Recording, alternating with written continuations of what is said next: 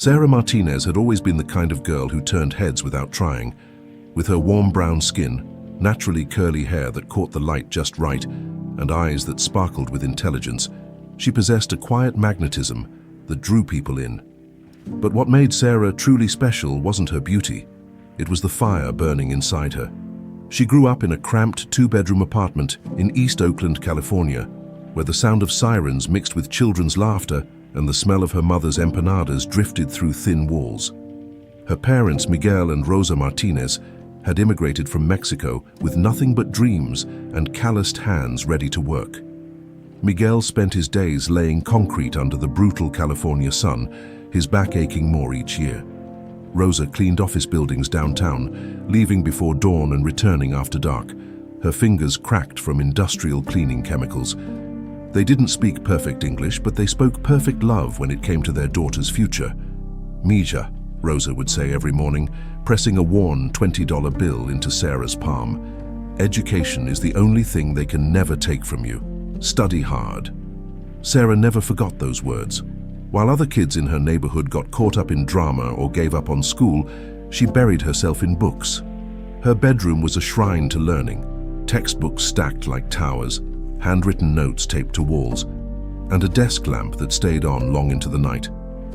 Her teachers at Oakland High noticed immediately. Sarah wasn't just smart, she was driven.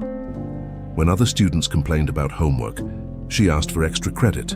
When they skipped class, she was in the front row, hand raised, hungry for knowledge. "This girl is going places," her AP English teacher, Mrs. Chen, told the principal. "I've never seen a student work this hard." The guidance counselor agreed. Sarah has Ivy League potential if she keeps this up. But potential doesn't pay for college applications or SAT prep courses. While her classmates hired expensive tutors, Sarah studied with library books and free online resources. When they took test prep classes that cost thousands, she worked through practice exams alone in her room. The night before her SAT, Sarah lay in bed listening to her parents argue in hushed Spanish about money. Miguel's construction crew had been cut, and Rosa's cleaning company had reduced her hours. They were behind on rent again. "What if I can't make it?" Sarah whispered to herself, staring at the water stain on her ceiling. "What if working hard isn't enough?" But the next morning, she walked into that testing center with her chin up and her number 2 pencils sharpened. 4 hours later, she walked out knowing she'd given everything she had. 3 months later, the acceptance letter arrived, full scholarship to UC Berkeley. When Sarah opened it, her hands shaking, Rosa dropped to her knees in their tiny kitchen and cried. "She did it, Miguel," Rosa sobbed. "Our baby did it." Miguel wiped his eyes with the back of his work-roughened hand. "She's going to change everything for our family." UC Berkeley was a different universe. Gothic buildings stretched toward the sky. Students hurried across campus with laptops worth more than Sarah's family made in a month, and the dining hall served sushi alongside pizza. Sarah arrived with one suitcase, a gift card to Target from her parents, and a heart full of determination. Her dorm room was in Unit 3, shared with 2 other girls. The first was Jessica Kim, a pre-med student from San Francisco, whose parents were both doctors. Jessica was kind, but lived in a world Sarah barely understood. Casual mentions of family vacations to Europe, complaints about which BMW her dad should buy her for her birthday. The second roommate was someone Sarah recognized immediately, though it took a moment to believe her eyes. "Oh my God, Sarah?" Standing in their shared room, unpacking designer luggage, was Emma Williams, Sarah's best friend from elementary school. They'd been inseparable until 4th grade, when Emma's family moved to Beverly Hills after her father's tech startup got bought by Google. The reunion was emotional and immediate. They stayed up all night catching up, Emma showing pictures from her fancy private school in Malibu, while Sarah shared stories about Oakland High. Despite the different worlds they'd inhabited, their friendship picked up like no time had passed. "I can't believe we're roommates," Emma laughed, braiding Sarah's hair like she used to when they were kids. "This is going to be the best year ever." For the first few weeks it was. Sarah threw herself into her classes, molecular biology, organic chemistry, calculus. She joined study groups, attended every lecture, and spent hours in the library. Her professors were impressed by her work ethic and natural intelligence. Emma was majoring in business, but seemed more interested in the social scene. She knew all the best parties, the coolest clubs in San Francisco, and somehow always had money for expensive dinners and shopping trips. "Come with me tonight," Emma would say, holding up a designer dress. "There's this amazing rooftop party in the city." "I have a chemistry exam Monday," Sarah would reply, not looking up from her textbook. "You study too much, live a little." But Sarah couldn't afford to live a little. Her scholarship covered tuition and housing, but everything else, food, books, clothes, came from her part-time job at the campus bookstore. While Emma bought $30 salads, Sarah survived on ramen and peanut butter sandwiches. It didn't bother her at first. She was used to having less, and she was here for an education, not a social life. But then their third roommate arrived. Madison Reed transferred in second semester from USC, claiming she needed a fresh start. She was stunning in an effortless way. Platinum blonde hair that always looked professionally styled, perfectly applied makeup, and a wardrobe that belonged in magazines. Madison was everything Sarah wasn't. Where Sarah wore Target jeans and campus bookstore sweatshirts, Madison wore designer everything. Where Sarah counted every dollar, Madison spent money like water. Where Sarah studied every night, Madison was always getting ready to go out. "Where do you even go every night?" Sarah asked one evening, watching Madison apply mascara that probably cost more than Sarah's monthly food budget. Madison smiled mysteriously. "I have friends who appreciate quality company." "What kind of friends?" "Successful ones, men who know how to treat a woman right." Madison turned from the mirror, studying Sarah with calculating eyes. "You know, you're really beautiful. You could do well for yourself if you wanted." Sarah felt heat rise in her cheeks. "I'm here to study." "Studying doesn't pay the bills, honey. I make more in one weekend than most people make in a month." Madison picked up her Chanel purse, a bag that cost more than Sarah's parents made in 6 months. "And I don't have to break my back in construction or clean toilets to do it." The comment hit Sarah like a slap. Madison didn't know about her parents, had never met them, but somehow she'd struck right at Sarah's deepest insecurity. After Madison left, Sarah sat on her bed, staring at her reflection in her laptop screen. For the first time since arriving at Berkeley, she really looked at herself compared to her roommates. Emma's designer clothes hung in the closet next to Madison's couture collection. Sarah's side looked like a thrift store clearance rack. "You okay?" Emma asked, looking up from her MacBook Pro, another casual luxury Sarah couldn't afford. "Yeah, just tired." But she wasn't tired. She was tired of being tired. Tired of eating ramen while her roommates ordered DoorDash. Tired of wearing the same 3 outfits while they had closets full of options. Tired of working 20 hours a week at minimum wage while Madison seemed to make money effortlessly. That night, Sarah couldn't concentrate on her biochemistry homework. Her mind kept wandering to Madison's words. "You could do well for yourself if you wanted." Madison's lifestyle became impossible to ignore. Packages arrived daily. Jewelry from Tiffany, shoes from Louboutin, handbags that cost more than most people's rent. She wore a different designer outfit every day and always seemed to be getting ready for another dinner with another friend. "How do you afford all this?" Sarah finally asked one evening, unable to contain her curiosity any longer.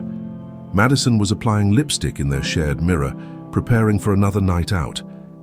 "I told you, I have generous friends." "What do you mean by generous?" Madison set down her lipstick and turned to face Sarah fully. "Look, I'm going to be straight with you because I like you. There are men in this world, successful, wealthy men who are willing to pay for companionship.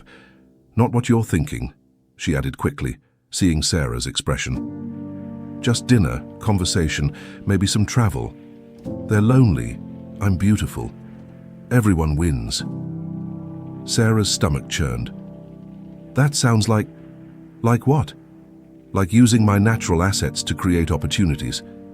"Sarah, wake up. Pretty girls have been marrying rich men for centuries. I'm just cutting out the middleman." "But you're not marrying them." "Marriage is overrated. This way I keep my freedom and my bank account grows. Look." Madison pulled out her phone, showing Sarah her bank balance. Sarah's eyes widened at the numbers. More money than her parents had ever seen at once. "Madison, this is dangerous. More dangerous than graduating with 100,000 in student debt? More dangerous than watching your parents work themselves to death for pennies." Madison's voice softened. Before we continue, if you're new here or haven't subscribed yet, make sure to hit that subscribe button and share this video. Your support means the world to us and motivates us to keep creating more amazing content like this. Let's continue. "Sarah, you're brilliant and beautiful. You could have everything you want. Your family could have everything they need." That night, Sarah lay awake thinking about her parents. Miguel's back was getting worse. He came home wincing in pain every day but couldn't afford to see a doctor. Rosa had developed a persistent cough from the cleaning chemicals, but kept working because they needed the money. Sarah's scholarship covered her education, but it didn't help her family. They were still struggling, still choosing between groceries and utilities, still one emergency away from disaster. When Madison came home at 3 a.m. with a new designer bag and an envelope full of cash, Sarah pretended to be asleep. But she watched through barely open eyes as Madison counted $100 bills, more money than Sarah made in 2 months at the bookstore. "I want to know more," Sarah said the next evening. Madison looked up from painting her nails, a smile spreading across her perfectly made-up face. "I was wondering when you'd come around. I'm not saying I'll do it, I just want to understand how it works." Of course, smart girls always ask questions first. Madison capped her nail polish and gave Sarah her full attention. "The men I meet aren't creeps, Sarah. They're successful businessmen, executives, sometimes politicians. They have social events they need dates for, business dinners where they want beautiful company, or they're just lonely and want someone intelligent to talk to. And they pay for that. They pay for discretion, beauty, and intelligence. Most of these men could have any 20-year-old sorority girl throwing herself at them, but they want something more sophisticated. That's where we come in." Madison showed Sarah the website where she found her clients, an exclusive platform that looked more like a luxury matchmaking service than anything seedy. The men's profiles read like Forbes magazine: CEOs, real estate moguls, tech entrepreneurs. "This guy," Madison pointed to a profile, "took me to Napa Valley for the weekend. All we did was tour wineries and have dinner. He paid me $5,000 for 2 days of my time." Sarah stared at the number. $5,000. That was more than she made in 4 months at the bookstore. It was enough to pay her parents' rent for 3 months, enough to get Miguel's back looked at by a real doctor, enough to give Rosa a break from cleaning buildings. What's the catch? No catch. You set your own boundaries, choose your own clients, work when you want to work. Madison leaned closer. "Sarah, you could graduate debt-free and set your family up for life. What's wrong with that?" Sarah felt like she was standing at the edge of a cliff. On one side was everything she'd been taught about hard work and integrity. On the other was an opportunity to solve all her family's problems in one stroke. "I need to think about it." "Of course, but don't think too long. Youth and beauty don't last forever." That weekend, Sarah went home to Oakland. The apartment looked smaller and shabbier than she remembered. Miguel was lying on the couch with a heating pad on his back, unable to work for the 3rd day that week. Rosa was at the kitchen table, surrounded by bills, trying to figure out which ones to pay and which ones to put off another month. "Mija!" Rosa's face lit up when Sarah walked in. "You look so beautiful. College is good to you." Sarah hugged her mother, feeling the thinness in her shoulders, the exhaustion in her embrace. These wonderful people had given her everything, sacrificed everything for her education. Now she had a chance to give back, to really help them. But at what cost? The first man Sarah met was nothing like what she'd expected. Richard Donovan was 55, impeccably dressed and genuinely kind. He picked her up in a Mercedes and took her to an expensive restaurant in downtown San Francisco. "Madison tells me you're studying biochemistry at Berkeley," he said over appetizers that cost more than Sarah usually spent on food in a week. "Yes, sir. I'm hoping to go to medical school." "That's wonderful. My daughter is pre-med at Stanford." Richard's eyes crinkled when he smiled. "You remind me of her, actually. Driven, intelligent, beautiful." The conversation flowed easily. Richard talked about his biotech company, his concerns about his daughter's future, his recent divorce. Sarah found herself genuinely enjoying his company. He was articulate, funny, and treated her like an equal rather than an object. When he walked her back to her dorm, he handed her an envelope. "Thank you for a lovely evening, Sarah. You're exactly the kind of young woman I hope my daughter becomes." Inside the envelope was $1,500 in cash. Sarah stared at the money in disbelief. $1,500 for dinner and conversation. It had been easier than any job she'd ever had, and more pleasant than most. The second date was with a tech executive named David Chen. He took her to a charity gala in Palo Alto, where she wore a designer dress Madison had lent her and mingled with Silicon Valley elite. David introduced her as his date, a brilliant Berkeley student, and she found herself in fascinating conversations about medical research and biotechnology. The check this time was $2,500. By her fourth date, Sarah had made more money than she'd ever imagined possible. She sent money home to her parents, not enough to raise questions, just enough to help with Miguel's medical bills and give Rosa a small cushion for emergencies. Emma noticed the changes immediately. "Where did you get that purse?" Sarah touched the designer bag Madison had convinced her to buy. "I picked up some extra work." "What kind of work pays for Prada?" "Just some consulting stuff, nothing major." But it was major. For the first time in her life, Sarah didn't have to worry about money.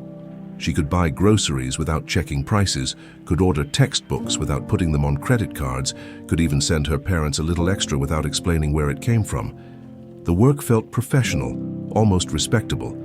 These were successful men who treated her well, took her to nice places, and genuinely seemed to enjoy her company. Some became repeat clients who asked about her studies and offered networking connections for medical school. Sarah began to rationalize what she was doing. She wasn't hurting anyone.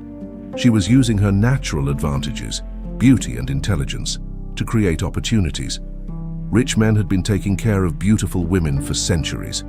This was just a more honest version of that arrangement. The call came on a Tuesday night in March. Madison's voice was excited, breathless. "Sarah, I have an opportunity for you. High-end client, very generous, but he's particular about what he wants." Sarah was studying for her organic chemistry midterm, flashcards spread across her desk. "What do you mean, particular?" "He's older, very wealthy, real estate empire across the West Coast. He's looking for a weekend companion for a business trip to Las Vegas." "A weekend? Madison, I've never done overnight." $20,000, Sarah." The number hit Sarah like a physical force. $20,000. That was enough to pay off her parents' debt entirely, enough to get Miguel the surgery he needed, enough to let Rosa quit one of her cleaning jobs. $20,000 for a weekend? He specifically requested you.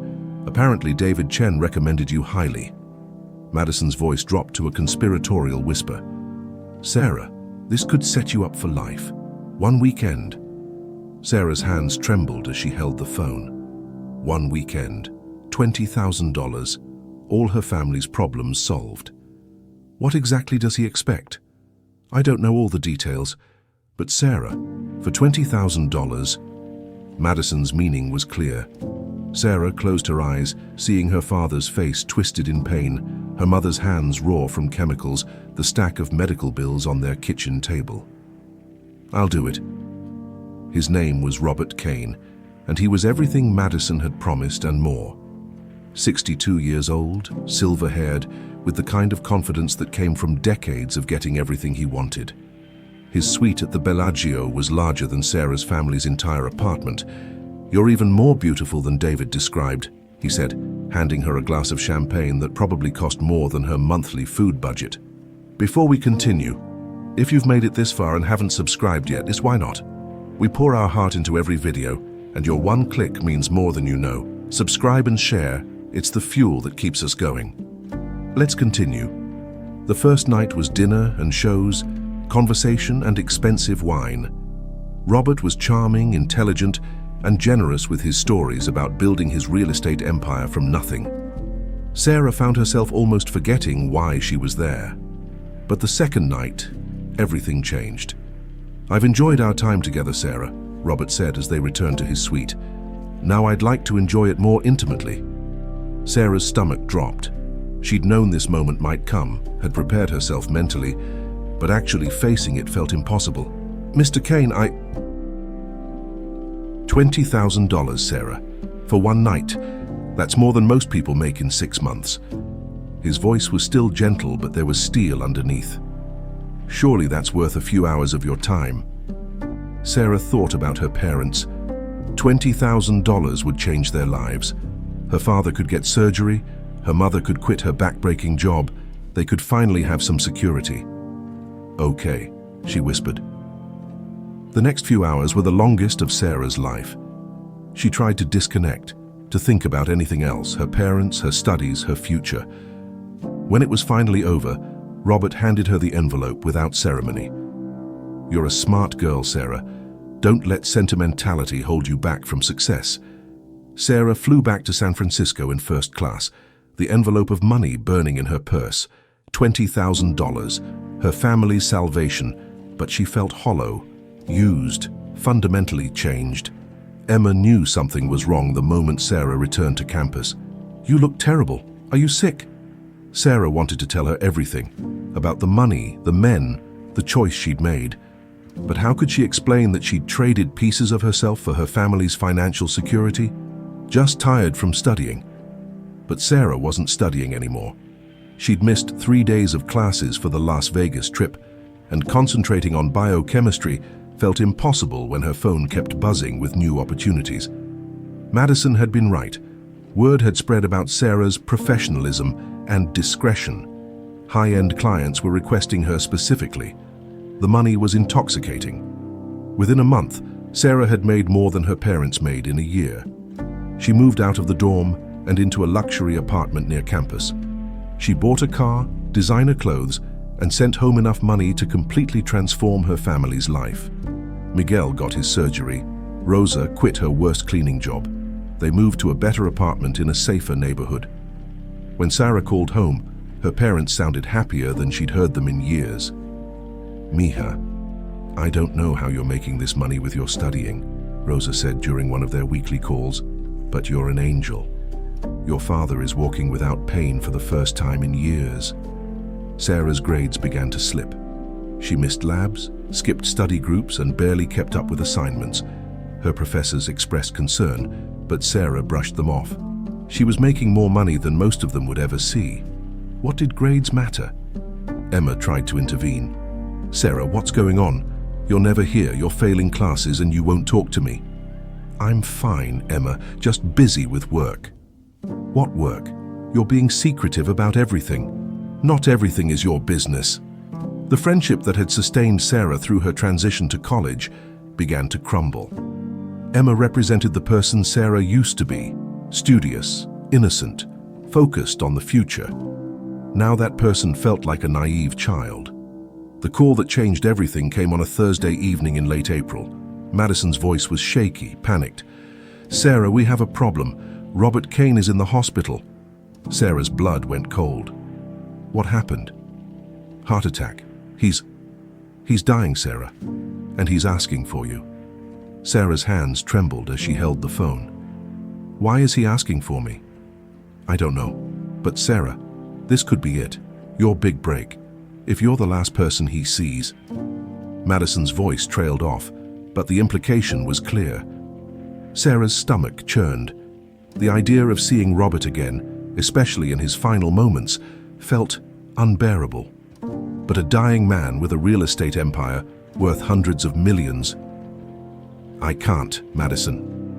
"Sarah, think about what this could mean. He has no children, no wife. His lawyers are already circling. If you're there, if you make the right impression." That night, Sarah lay awake thinking about her future. Medical school would cost hundreds of thousands of dollars. Her parents still had decades of debt ahead of them. One visit to a dying man who had already paid her more than most people made in a year. The next morning, she drove to the hospital. Robert looked nothing like the powerful man who had commanded that Las Vegas suite. Tubes and wires connected him to machines that beeped and hummed. His face was gray, his breathing labored. "Sarah," he wheezed when he saw her. "You came." "Mr. Kane." She sat beside his bed, unsure what to say. "I'm dying," he said matter-of-factly. "Doctors give me days, maybe hours." Sarah nodded, her throat tight. "I've been thinking about legacy, about what I leave behind." His eyes, still sharp despite his failing body, fixed on hers. "I want to do something for you, Sarah. You're a smart girl. You could go far with the right backing." Sarah's heart raced. Was this really happening? "I'm having my lawyers draw up papers, a trust fund, enough to pay for medical school, set up your practice, take care of your family." Robert's voice was getting weaker. "All I ask is that you stay with me. These last hours. I don't want to die alone." Sarah felt tears in her eyes, not just from emotion, but from relief. This was it. Her way out, her family's future secured, her conscience finally clear. "Of course, Mr. Kane, I'll stay." She held his hand as his breathing grew more labored. Nurses came and went. Machines beeped more urgently. As the sun set outside the hospital window, Robert Kane closed his eyes for the last time. Sarah sat in the silence, still holding his hand, thinking about the trust fund that would change everything. Medical school, her parents' security, a clean slate. The lawyer arrived an hour later.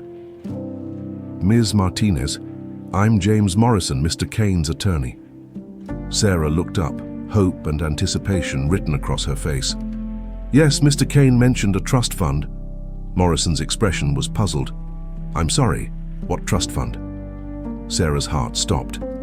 "He said he was having papers drawn up for my education, my family."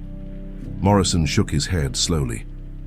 "Ms. Martinez, I handle all of Mr. Kane's legal affairs. There are no papers being drawn up, no trust fund established. Mr. Kane's entire estate goes to his business partners and charity, as outlined in his will from 5 years ago." The room spun around Sarah. "But he promised—" "Ma'am, Mr. Kane was heavily medicated. The doctors said he was experiencing episodes of confusion and hallucination." Morrison's voice was gentle but firm. "I'm sorry, but there's nothing for you in his estate." Sarah walked out of that hospital with nothing. No money, no trust fund, no future secured. Just the memory of holding a dying man's hand while chasing a phantom promise. But the real reckoning was yet to come. Sarah first noticed the symptoms 2 weeks after Robert Kane's death. Fatigue, nausea, swollen lymph nodes. She told herself it was stress, grief, the emotional toll of the past few months. But when the symptoms persisted, she went to the campus health center. The blood test results came back on a Tuesday. Dr. Rodriguez called Sarah into her office with the expression Sarah had learned to fear. The look healthcare workers got when they had to deliver life-changing news. "Sarah, you've tested positive for HIV."